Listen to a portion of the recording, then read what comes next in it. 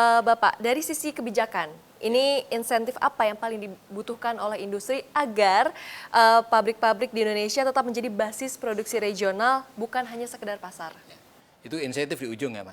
Tapi yang paling krusial, tapi sering banyak dibicarakan, insentifnya apa? Kalau kita bisa merapikan seluruh kebijakan yang sudah ada, itu juga sudah satu achievement tersendiri. Contohnya, mobil di Indonesia itu yang pajaknya paling tinggi. Saya ngasih analogi aja, mobil itu keluar dari pabrik, harganya 100 juta. Begitu nanti bunga beli harganya 150. Yang 50 juta itu pajak semua masuk ke pemerintah.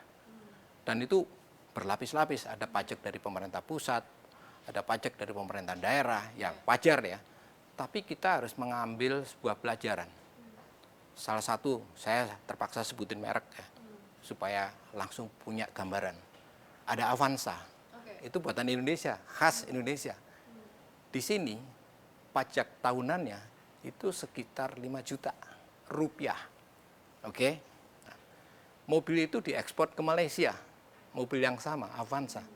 Di sana pajak tahunannya kurang lebih nggak sampai 600.000 rupiah.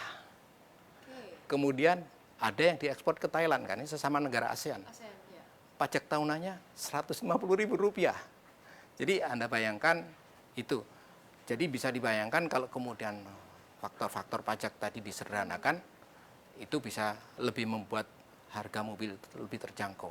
Belum lagi banyak lagi persyaratan-persyaratan administrasi, birokrasi, pengujian yang berlapis-lapis yang akibatnya harganya jadi mahal. Contohnya misalnya, kita pengen menuju net zero emission. Ada mobil baru, misalnya hybrid, plug-in hybrid. Karena kompleksitasnya dan harus diuji, wajar di Indonesia, namun biaya ujinya itu mengalahkan sampai 200% melebihi dari conventional vehicles.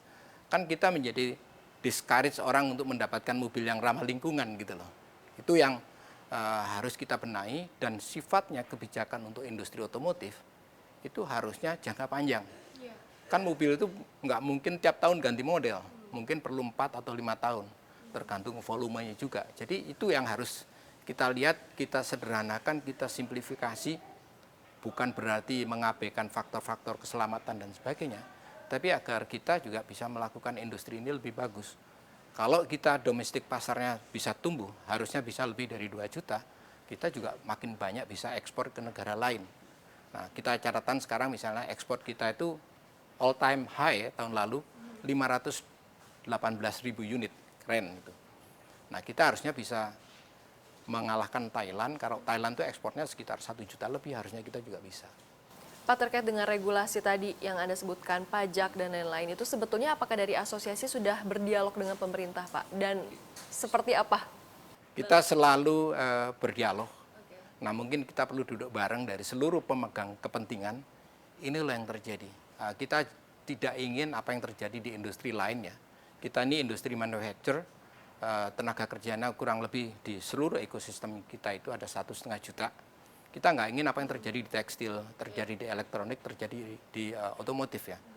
Kita pasar terbesar, jangan sampai kita cuma jadi pasar dari produk luar negeri. Indonesia saat ini sudah swasembada kendaraan bermotor. Artinya apa? Kita mampu membuat kendaraan untuk kebutuhan domestik kita. Bahkan 1,5 jutanya diekspor. Jangan sampai ini kemudian dibanjiri produk-produk impor yang tidak memberikan nilai tambah, tidak memberikan tambahan lapangan kerja bagi tenaga Indonesia. Itu sangat penting, harus kita sadari, karena potensi kita bisa mencapai kurang lebih 3 juta unit mobil bisa untuk domestik, 1 juta atau 1,5 juta diekspor, itu kan luar biasa. Oke, baik. Menarik, Pak. Ini yang perlu di-highlight adalah Indonesia jangan hanya menjadi pasar begitu ya. Oke, baik. Pak Kukuh, kemudian pertanyaan saya selanjutnya, ini adalah terkait dengan apakah Gaikindo begitu ya melihat adanya pergeseran strategi pabrikan di 2026 misalnya dari fokus volume ke efisiensi, ekspor atau malah diversifikasi model? Masing-masing brand punya strategi sendiri dan strategi harus disesuaikan dengan kondisi ya. Jadi yang menarik adalah kalau apakah masyarakat memerlukan kendaraan jenis apa dan sebagainya. Nah, yang kita sampaikan dari Gaikindo adalah ini pasar domestiknya luar biasa, potensinya besar. Masih bisa ditumbuh kembangkan asal misalnya kebijakannya tadi konsisten dan sifatnya jangka panjang. Kalau itu bisa dilakukan, misalnya saja standarnya itu sama dengan negara-negara lain, itu apa yang diproduksi di Indonesia nggak harus melakukan konversi apapun juga bisa diekspor ke negara lain. Misalnya saja kita memproduksi mobil di Indonesia, itu juga bisa langsung diekspor ke Australia yang sama-sama setir kanan. Nah, misalnya dengan Australia kita sudah punya perjanjian yang namanya IACPA, Indonesia Australian CEPA ya.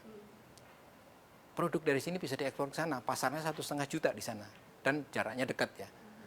Nah, ternyata Indonesia pun sudah mengekspor ke lebih dari 93 negara.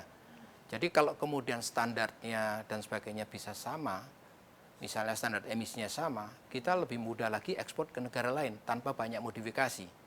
Misalnya ke Timur Tengah, ke Arab Saudi, kita tahu di sana ada kampung haji. Nah, kampung haji harusnya kendaraannya juga bisa pakai dari kendaraan Indonesia kan gitu loh. Jadi banyak yang potensi yang harus kita gali di sana. Oke, baik. Terakhir Pak dari kami Ya. singkat saja mungkin harapan dari Gaikindo kepada atau pesan-pesannya juga terhadap pemerintah dan juga kepada para pelaku usaha. Silakan Pak.